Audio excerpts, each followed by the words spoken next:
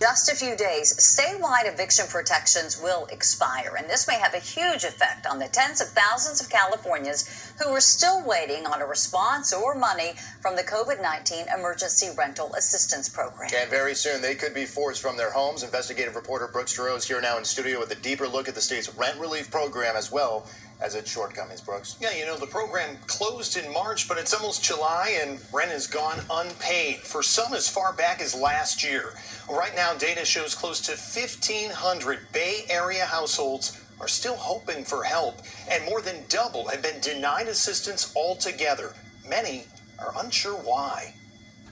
It's just been one struggle after another, since COVID. This Antioch home stands not only as shelter, but a source of income for mother Kamala Miller, who rents and runs a daycare here. 5, 6, 7, 8. Hey, you're right. She's been counting on the state's emergency rental assistance program for help, but months have gone by and Miller says she still hasn't received the money. As of right now, I won't be able to pay next month. She's not alone. National Equity Atlas, which analyzes statewide data, found as of last week, more than 85,000 renter households are awaiting their application review, affecting people like Mario Martinez and his family. Pretty soon I'm going to be out on the streets.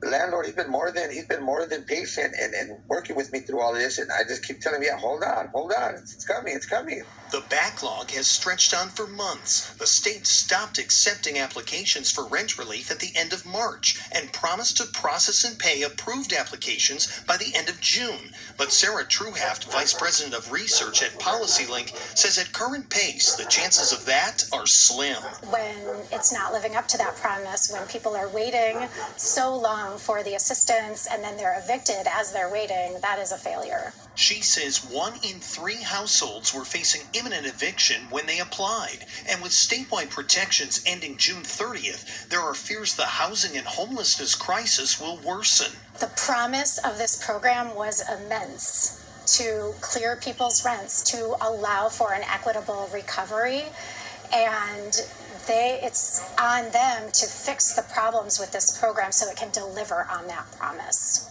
The state turned down our repeated interview requests, but a spokesperson said the rent relief program has paid more than $3.8 billion to more than 320,000 low-income households. If you had to give the program a letter grade, what would it be?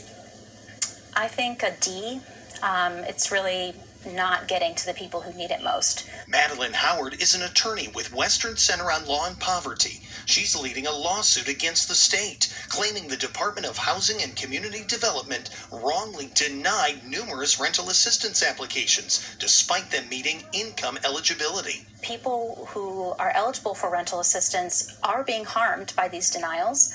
I think there's some lack of understanding of how quickly evictions move and how many people are facing eviction because they're not getting the rental assistance in time. Data shows a skyrocketing spike in denials over several weeks as the state tries to hightail processing.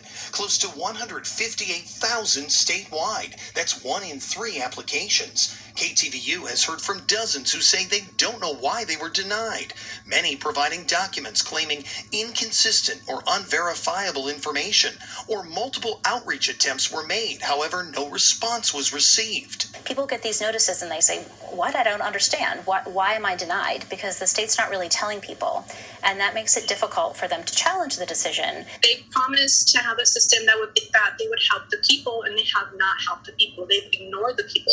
Again, the state would not answer our specific questions, instead saying in a statement, applications are processed based on the responsiveness of applicants, submitting all requested documents or information. This program was designed to be a temporary support, and we stand by the work to date that kept Californians